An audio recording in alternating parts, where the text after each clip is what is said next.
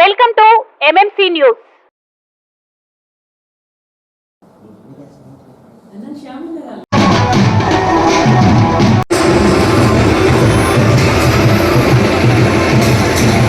మీది కృషి మాది. స్థలమైన ఇల్లైనా ఖచ్చితమైన నమ్మకం మేఘనా కన్స్ట్రక్షన్ అండ్ బిల్డర్స్. మార్కెట్ లో అతి తక్కువ ధరలకే నిర్ణీత సమయంలో 100% వాస్తుతో ఇంజనీర్ల పర్యవేక్షణలో అనుభవజ్ఞులైన తాపీ మేస్త్రీలచే నెంబర్ 1 క్వాలిటీ హౌస్ మెటీరియల్స్ తో మీరు కోరుకునే విధంగా ఇంటి నిర్మాణములు చేపట్టబడును. అన్ని ప్రాంతాల్లో ఇల్లు స్థలాలు అమ్మబడును మరియు కొనబడును. ఇల్లు కట్టుకోదలిచిన వారికి ఇంజనీరింగ్ ప్లాన్ మీరు కోరిన విధంగా ఉచితంగా చేసి ఇవ్వబడును. Proprietor Jampala Prakash. Cell number 9493307777. ఇట్లు మేఘనా కన్సల్టెన్సీ.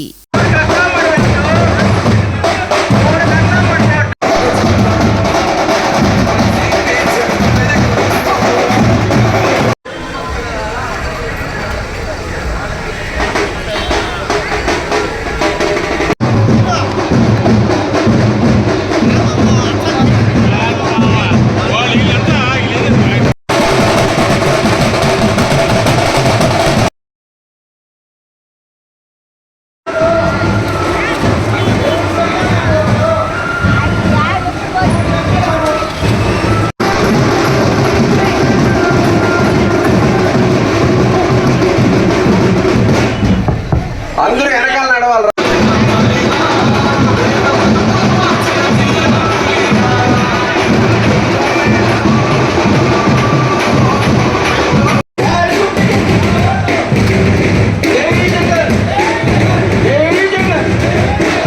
రామకుమారెడ్డి గారి నాయక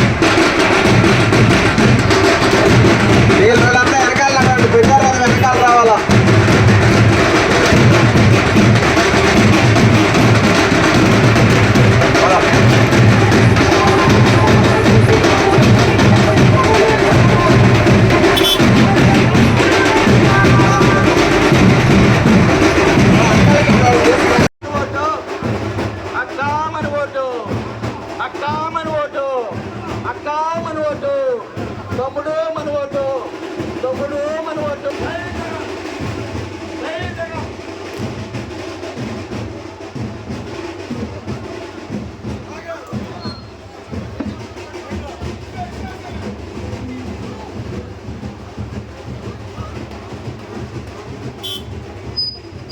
జై పొలనమ్మ, జై పొలనమ్మ, జై పొలనమ్మ. అమ్మా తల్లి పొలనమ్మ తల్లి, అమ్మా తల్లి పొలనమ్మ తల్లి, తల్లి పొలనమ్మ. జై పొలనమ్మ, జై పొలనమ్మ. దాని గుర్తికే, దాని గుర్తికే.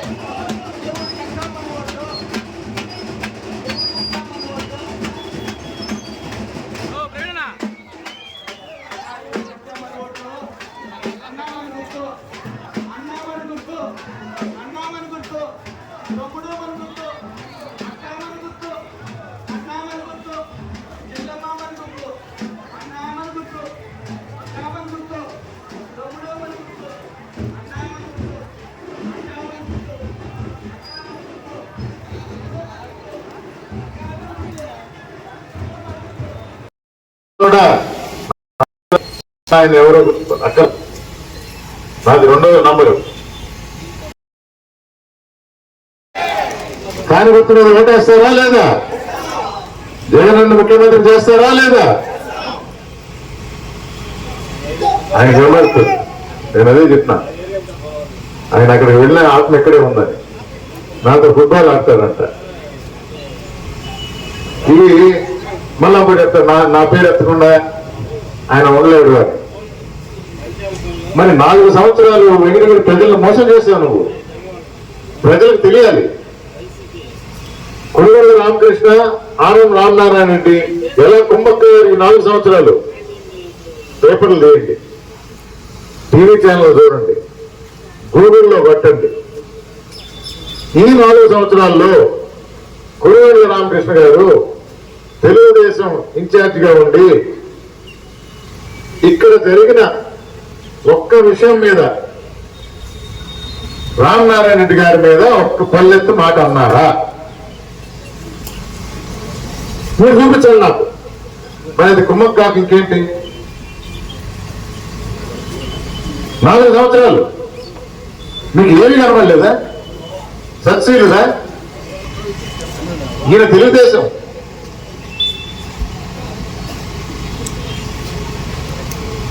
దానికి నిదర్శనమే రామకృష్ణ గారు ఒక్క మాట అనకుండా ఉండడానికి. ఆల్తూర్పాడు అంటాడు, ఆల్తూర్పాడు ప్రాజెక్టు ఆగింది అంటాడు. ఈ 4 సంవత్సరాల్లో ఒక్కసారన్నా పల్లెత్తి మాట అన్నావా? ఒక ప్రెస్ మీట్ పెట్టావా?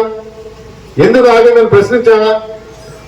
తెలుగుదేశం హయాంలో ప్రారంభమైంది అన్నావు. ఫోటో చూపించమంటే చూపించలేకపోయావు, పక్కన పెట్టు. నువ్వే ప్రారంభం అన్నావు కదా.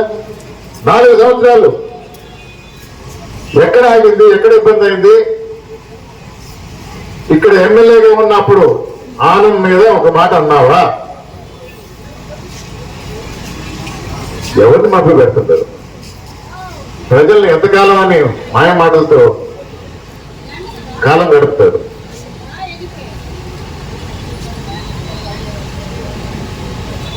మీ 5 సంవత్సరాల్లో మున్సిపల్ నీళ్ళు సరిగా ఇవ్వలేదు అన్నావు. అప్పుడు అపోజిషన్ అన్నావు. తెలుగుదేశం ఉన్నప్పుడు 5 సంవత్సరాలు నువ్వు ఎమ్మెల్యేగా ఉండి అదే నీళ్ళు ఇవ్వనప్పుడు, మన ప్రజలు ఇబ్బంది పడినప్పుడు అప్పుడు ఏమన్నా చేసావా? ఏదైనా మాట అన్నావా? అది లేదు. ఈ 1 సంవత్సరంలో 103 కోట్ల ప్రాజెక్ట్ ని తీసుకొచ్చారు. నాకు పదవి లేదు. పోలేరమ్మ జాతరను ఎలాగైతే రాష్ట్ర పండుగ చేశామో 103 కోట్ల అభివృద్ధి పని తీసుకువచ్చారు. మొత్తం మన మున్సిపాలిటీలో పైప్ లైన్లు అన్ని మార్చడం జరుగుతుంది. కొత్తగా 2 ఓవర్ ట్యాంకులు కూడా పెడుతున్నాం. 103 కోట్లతో మనం ఎంత మార్చబోతున్నాం. అది అభివృద్ధి. తెలుసుకోండి, నేర్చుకోండి అభివృద్ధి అంటే ఏంటో. ప్రజలకు మాట ఇస్తుందా? మీకోసం పనిచేస్తా. ఫారెస్ట్ ల్యాండ్ అడిగాం, మంత్రి గారితో మాట్లాడాను, ఆఫీసర్తో మాట్లాడాను. ఊరు డెవలప్మెంట్ కి పనికి వస్తుంది, మాకు ఆల్టర్నేట్ ఎక్స్టెన్షన్ ఇవ్వండి అని. కుదరదు అన్నారు. ఏ విధంగా ఉపయోగపడుతుంది, ఏ విధంగా ఉపయోగించుకోవచ్చు అని ఆలోచించి నెల్లూరులో చూశాను, అలిపిరి దగ్గర చూశాను. దాన్ని నగర వనంగా మార్చండి అన్న. సరే అన్నారు. 110 ఎకరాల్లో దాన్ని పార్క్ అనొచ్చు. 110 ఎకరాల పార్క్. దాని విలువ 5-10 సంవత్సరాల్లో మీడియా చూస్తారు. ఈరోజు కాదు. ఇది అభివృద్ధి. నేతల మల్లికే సాధ్యం. ప్రజలందరూ గుర్తుపెట్టుకోవాలి, ఆలోచించాలి. మీకు సేవ చేసే భాగ్యం ఇవ్వమని కోరుకుంటూ 13వ తారీఖున గురుమూర్తి ఎంపీగా, ఎమ్మెల్యేగా నాకు 2 ఓట్లు ఫ్యాన్ గుర్తు మీద ఓటేసి గెలిపించవలసిందిగా కోరుకుంటూ సెలవు తీసుకుంటున్నారు. అందరికీ నమస్కారం. సెంట్రల్ లైటింగ్ పెట్టాలన్నప్పుడు రోడ్డు కూడా వేయాలి. రోడ్డు సెంట్రల్ లైటింగ్ పెట్టేది అదొక సెంట్రల్ స్కీమ్ కింద పెట్టారు. ఆ విధంగా దానిలో భాగంగా మనకు రైల్వే స్టేషన్ నుంచి ఊరు దాకా సెంట్రల్ లైటింగ్ రావటం, రోడ్డు పెద్దది రావటం జరిగింది. అది ఎవరు చేసింది కాదు, కష్టపడి తెచ్చింది కాదు, పోరాడి తెచ్చింది కాదు. సెంట్రల్ గవర్నమెంట్ స్కీమ్ అది. దాన్ని నీదని చెప్పుకుంటే అంతకన్నా సిగ్గుమాల పని ఉంటుందా? కాదని చెప్పానండి.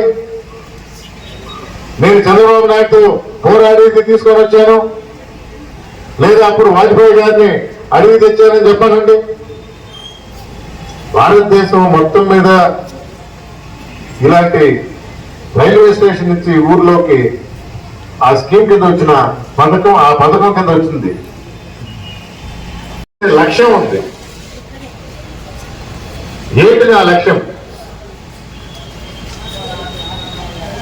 రేపు 13వ తారీఖున ఫ్యాన్ గుర్తు మీద ఓటేసి మీరు నన్ను ఎమ్మెల్యేగా గెలిపించి మీకు సేవ చేసే భాగ్యం కలిగిస్తారని నమ్ముతున్నా. కానీ నా లక్ష్యం ఏంటి? 175 నియోజకవర్గాల్లో ఒక్క పులివెందులతో పోటీ పడలేను, కానీ మిగతా అన్ని నియోజకవర్గాలతో నిధులు తెచ్చి అభివృద్ధి ఏంటో చూపిస్తానని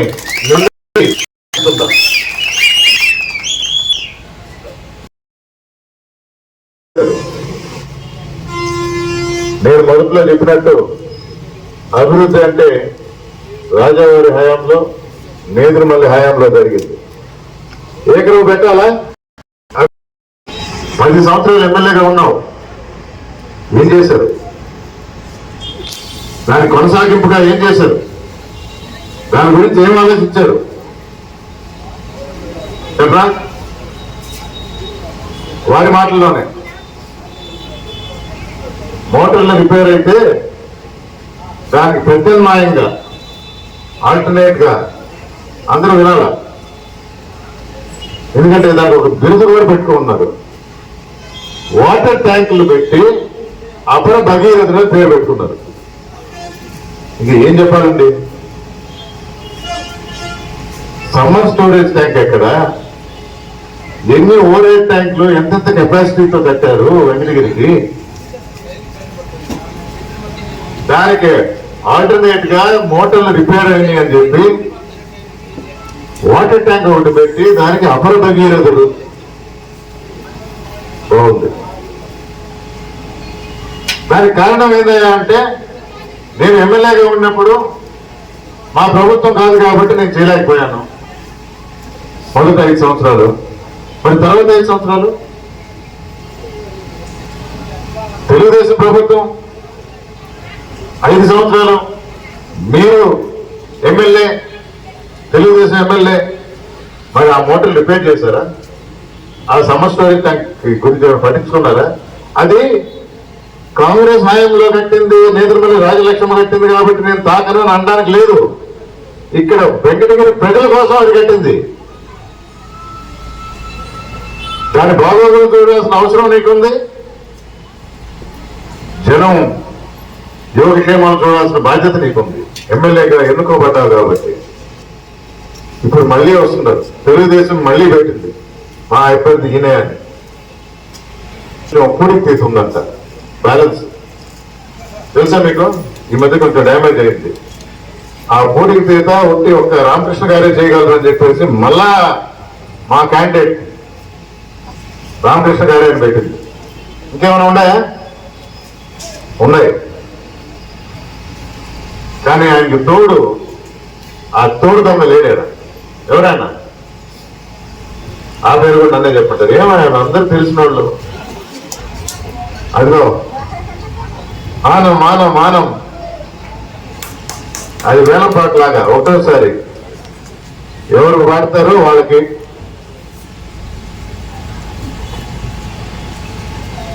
నా పిఏ కొడుకు కడతాడు, నేను స్టోన్ వేయక ముందరే పడిపోద్ది,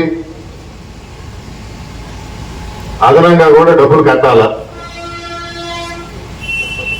జైలుకు పంపిస్తానని విలేకరుల సమక్షంలో చెప్పిన. భుజం వెళ్తున్నాడు, నన్నేది జైలుకి పంపించేది అన్నాడు ఆనంద్ రామారెడ్డి గారు. నేను పంపిస్తానన్నది కాంట్రాక్ట్ ఉంది. ఆ కాంట్రాక్ట్ మీ పిఏ కొడుకు అంటే దానికి లింక్ ఏంటో మీరు అర్థం చేసుకోవాలి. అవినీతి సహించేది లేదు అని చెప్పారు. ఈ రోజు ఇక్కడికి వచ్చింది 14,000 ఇళ్ళని ఈ టౌన్ లో తిరిగినప్పుడు ఉదయం 6:30, 8:30 మధ్యలో షాపులు తెరిచుండవు. ఒకసారి వాళ్ళు కూడా పలకరిస్తే బాగుంటుంది అన్నప్పుడు ఈ ప్రోగ్రాం పెట్టాం. అనుకున్న విధంగానూ కాదు, దానికి కలవడం అయితే జరిగింది. నేను విన్నా మొదటి 4 సంవత్సరాల్లో పోలీసుల యొక్క అరాచకాలు తగ్గిందా లేదా? షాప్ ఓనర్లు చెప్పాలి. ఎందుకంటే పోలీసులు తాట తీస్తానని చెప్పారు. తాట తీయడానికి నా దగ్గర రక్తం లేకపోయినా రేపు మీరు ఎమ్మెల్యేగా చేస్తే ఈ గారు ఆంధ్ర రాష్ట్రాన్ని మైండ్లో పెట్టుకొని ఆంధ్ర రాష్ట్రం మొత్తానికి ప్రజానీకానికి ఎలాంటి మంచి పనులు చేయాలి, ఎలాంటి అభివృద్ధి విత్తనాలు నాటుండారు, రేపు మనం ఆ ఫలాలు అనుభవించబోతున్నాం. కానీ ఒక ఎమ్మెల్యే ఏ నియోజకవర్గం అయితే వాళ్ళు ప్రజలు ఎన్నుకుంటారో ఆ నియోజకవర్గం మీద దృష్టి పెట్టి ఆ నియోజకవర్గాన్ని బాగుపరచాలి.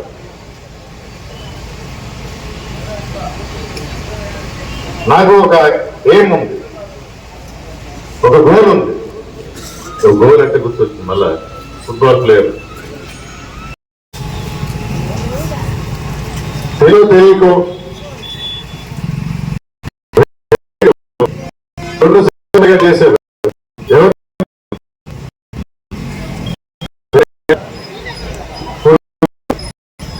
2 నెలలు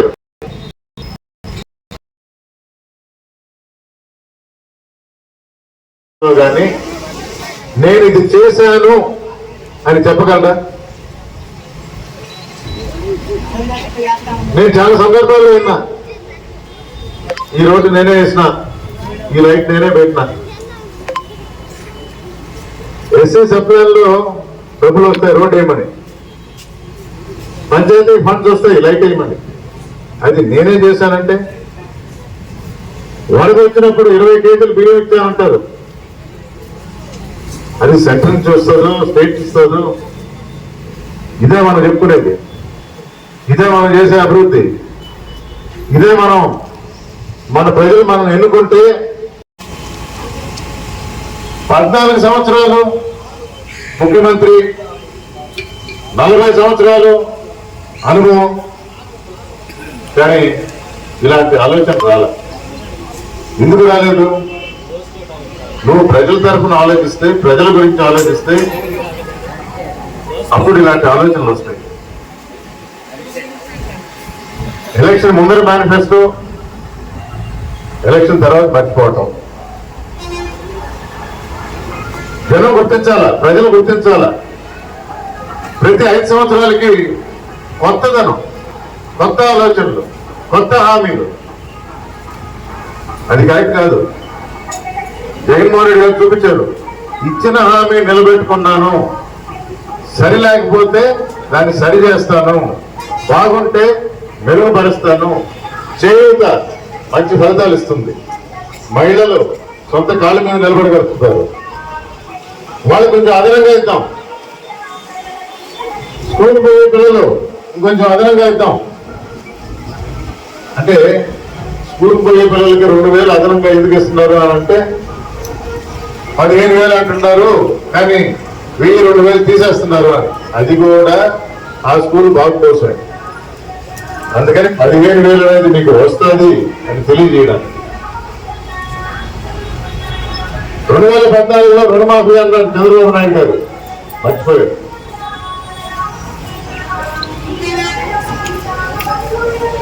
జగన్మోహన్ రెడ్డి నేను అలా మాట ఇవ్వను అన్నాడు. అసలు రుణమాఫీ అంటే ఏంటి?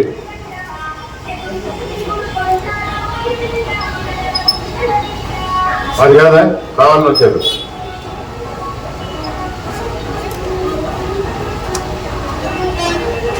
రామయ్య మాటింటే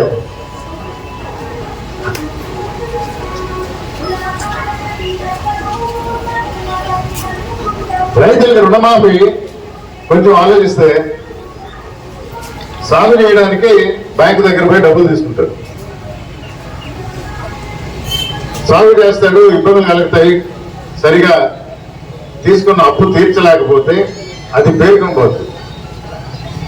పేరుకొని పోయి రైతులు ఆత్మహత్య చేసుకున్న సందర్భాలు ఉన్నాయి, రోడ్లు పడ్డ సందర్భాలు ఉన్నాయి. అలాంటి ఇబ్బందులు ఉద్యోగాలు ఇచ్చారు కదా, ఉద్యోగం ఇవ్వకపోతే ఎవరికి ఇచ్చారు? ఉద్యోగమా?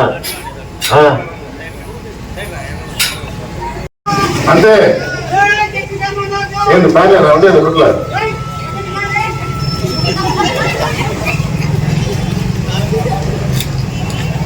సో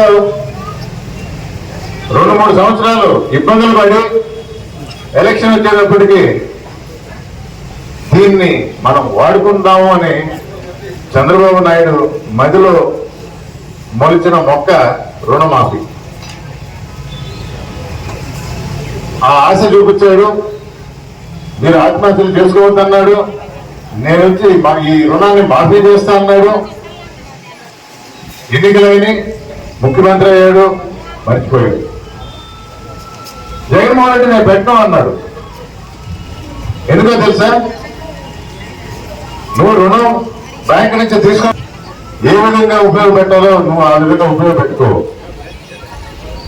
ప్రతి సంవత్సరం సమృద్ధిగా వర్షాలు పడుతున్నాయి, 2 పంటలు పండించారు ప్రతి సంవత్సరం, రేటు పెరిగింది, దిగుబడి పెరిగింది. మరి రుణం అనేది ఎక్కడ ఉంటుంది? రుణం అనేది లేదు. కానీ ఇది కూడా మంచి ఫలితాలు ఇస్తుందని రైతు భరోసాను కూడా పెంచారు. ఇప్పుడు 80,000 ఇస్తున్నారు. మర్చిపోయినా చంద్రబాబు నాయుడు అయితే రుణమాఫీ అనాలి. ఎందుకో తెలుసా? ఆయన కరువు, చంద్రబాబు కరువు, కమల పిల్లలు. కరువు వస్తుంది కాబట్టి రైతు వీధిన పడతాడు, కరువు ఉండేది కాబట్టి రుణం తిరిగి ఇవ్వలేడు. దాన్ని ఆశగా తీసుకొని ఈయన రుణమాఫీ అంటాడు. కానీ జగన్మోహన్ రెడ్డి హయాంలో అది ఉండదు. సమృద్ధిగా వర్షాలు పడ్డాయా లేదా? 2 పంటలు పండాయా లేదా? మీరు ఎవరైనా చూడండి,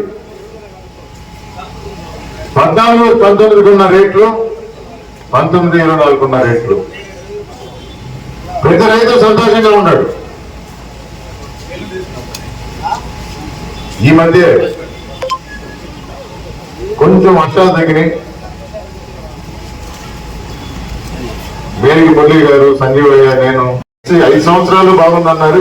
ఈ చివరిలో కొంచెం వర్షాలు ఎందుకు పడలేదు, ఎందుకు తగ్గింది అంటే మీ అందరికీ తెలిసే ఉంటుంది.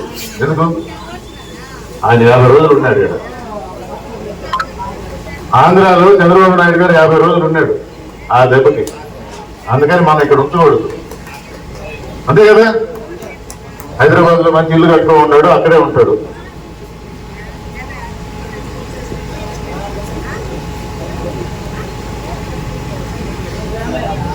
రుణమాఫీ అని ఆయన అంటే రైతు భరోసాని మనం అంటున్నాం, దాన్ని పెంచారు కూడా. యువతకి ఉద్యోగాలు అన్నాడు చంద్రబాబు నాయుడు, అన్నాడు కదా. మళ్ళా సవాల్, నేను కానీ ఇవ్వకపోతే నిరుద్యోగ భృతి. అసలు ఎవరు వినలా. ఏందయ్యా నిరుద్యోగ భృతి అంటే? నువ్వు ఖాళీగా 55 నెలలుగా ఈ వాలంటీర్లు అదే వృద్ధులకి, అదే వికలాంగులకి ఇంటికి పోయి ఇస్తా ఉన్నారు. 55 నెలలుగా జగన్మోహన్ రెడ్డిని గుండెల్లో పెట్టుకున్న వీరు నువ్వు 1 నెల ఆపితే మర్చిపోతారా? గాంధీజీ కలల కన్నా గ్రామ స్వరాజ్యాన్ని గ్రామ సచివాలయాల కింద ఇంకా దగ్గరికి తీసుకొచ్చాడు ఈ వృద్ధుల కోసం. వెళ్ళారు, మన బంగారుపేటలో కూడా చనిపోయారు 2వ రోజు. ఇతర జబ్బులు లేవు, షుగర్ లేదు, బీపీ లేదు, ఎలాంటి ఇబ్బంది లేదు. చంద్రబాబు నాయుడు గారి నిర్వాహకం.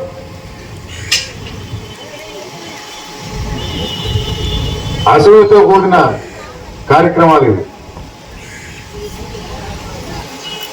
మళ్ళా లెటర్ రాశానంటాడు. మేము వాదించాం.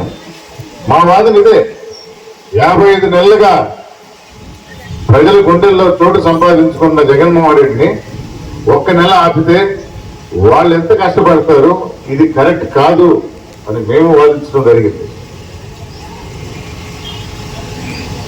ఏదో సరి చేసాము, బ్యాంకు పోండి అన్నారు. బ్యాంకులో ఖాతాలు లేని వాడు ఉండరు. రాయచోట్లో సుబ్బన్న అనే రెండో రోజు బ్యాంకు దగ్గర మరణించాడు. ఎవరు దీనికి బాధ్యులు? చంద్రబాబు నాయుడు గారు. నరహంతకుడు అంట. ఈ హత్యలు చంద్రబాబు నాయుడు జవాబు చెప్పాలి.